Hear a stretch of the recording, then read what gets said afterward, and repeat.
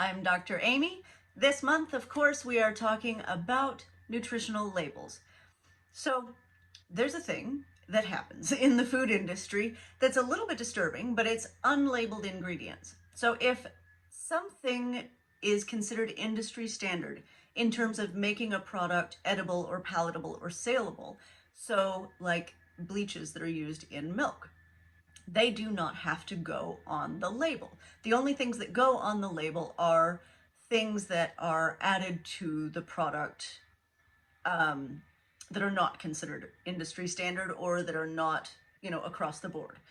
So milk is a big culprit. It has things like bleaches and, whatever they use, I don't even know. But also things like eggs. Okay, so eggs are washed and sprayed with something to keep them from being so porous, because eggs, unwashed eggs are actually kind of protected. They've got their own protection, but when these eggs are washed, they have to be sprayed with something, and then they stamp a little date on with ink. Well, does that ink pass into the egg? Probably. Do we know? And I'm sure it's a food safe ink, but it's still something, right?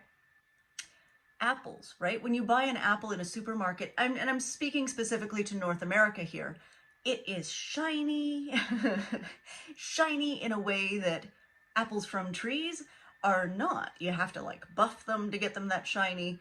It's shiny because it's waxed, right? But that food wax is nowhere on any label.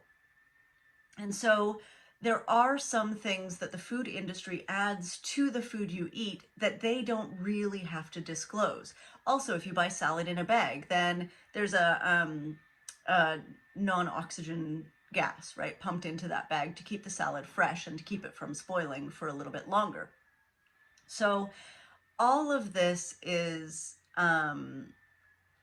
something to be aware of. Now, obviously, in a perfect world, we would all buy directly from farms and know the chickens that are making our eggs and know the farmers that are growing our food. But it's not a perfect world. And a lot of people just can't do that. It can be cost prohibitive.